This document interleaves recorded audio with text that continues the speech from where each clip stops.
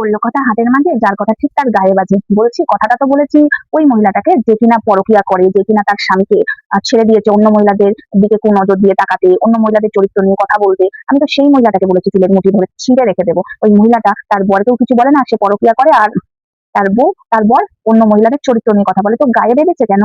বলছি মনা, তোমার গায়ে বেঁধেছে কেন? আমি তো তোমায় বলিনি, তার মানে কি তুমি সেটা? বললো কথা হাতের মাঝে, যার কথা ঠিক তার গায়ে বাজে। বলছি হাই ফ্রেন্ড, সোমা ওয়ার্ল্ডে তোমাদেরকে অনেক অনেক স্বাগত আর অনেক অনেক ভালোবাসা। চলে এসেছি তোমাদের সামনে একটা ভিডিও নিয়ে। বন্ধুরা, আমি তো বুড়ি ঢেরি হয়ে গেছি, কি আর করবো, তাও আমার না বাচ্চা বাচ্চা ভাবটা যায়নি। আজ থেকে জানো তো তোমাদের এই বুড়ি কস্তি কস্তি গলায় কথা বলবে, কেননা মনটা তো কষতেই থাকে না। আমি তো একটা 80 বছরের বুড়ি। বলছি এই বুড়ি আমি, বলছি তোর বাড়ির বউটা কি একদম করছি নাকি রে? ওই জন্যই তো সব বডি পার্ট এমন এমন ব্লাউজ পরে, হাত কাটা সব দেখা যায় বগলের। ছি ছি ছি, বউ তো সব বডি পার্ট দেখাবে না কেন? কেননা বউ তো করতে যায় পরকীয়া, আর বরটাকে তো ছেড়ে দিয়েছে।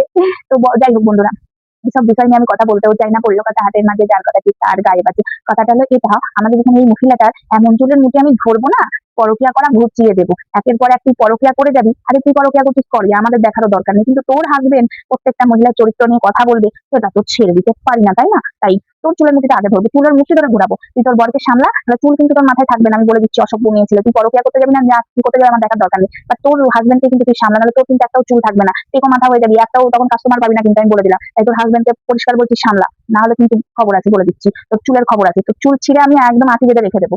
অনেক হয়েছে, তুই পরকীয়া করছিস আর তোর হাজবেন্ড কেন এরকম করে বেড়ায়? প্রত্যেকটা মহিলার চরিত্রের চচ্চড়ি কেন রে? হ্যাঁ, তুই কেমন মহিলা? তাহলে তোকেই আগে ধরে পিটাবো না, তোকেই ধরে আগে চালাবো, তোকে নিয়েই ভিডিও করবো।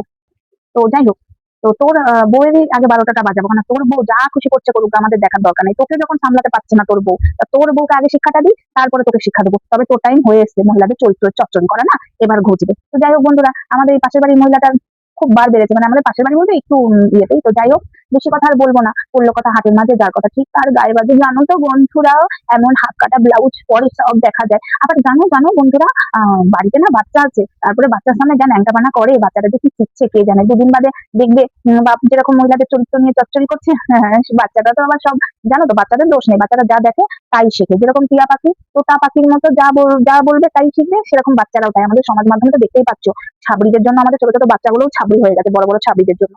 তো বেশি কথা আর বললাম না, চুলের মুঠি ধরে 7 পাক ঘুরিয়ে দেবো, বুঝেছিস? তোর বর প্রত্যেকটা মহিলা চরিত্রের চচ্চড়ি করে, তোকে আগে পিটাবো। বর সামলাতে পারিস না, পরকীয়া তো বেশ করতে পারো, তাহলে এতগুলো পুরুষ কি করে সামলাও? বর সামলাতে পারো না তুমি?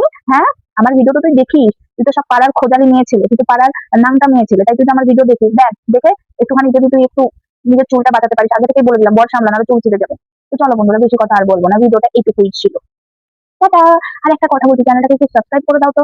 আর অবশ্যই লাইক শেয়ার কমেন্ট করতে ভুলবে না, কারণ আমি এখন বাপু এসব আর সোশ্যাল মিডিয়ার বিষয় নিয়ে না ভিডিও করতে ইচ্ছা করে না। এই সমাজের কিছু কিছু মানুষরা নোংরামো করছে, এই আমাদের আশেপাশে, তাদের নিয়েই এখন আমি ভিডিও করবো। কে কোথায় কার চরিত্রের চচ্চড়ি করছে সোশ্যাল মিডিয়াতে আমার দেখার দরকার নেই, কিন্তু আমি তুলবো সমাজে যারা চরিত্রের চচ্চড়ি করছে, তাদেরকে তুলে তুলে ভিডিও করবো। চলো বন্ধুরা, টাটা, বাই বাই। আবার না কাল আসবো, ঠিক আছে বন্ধুরা।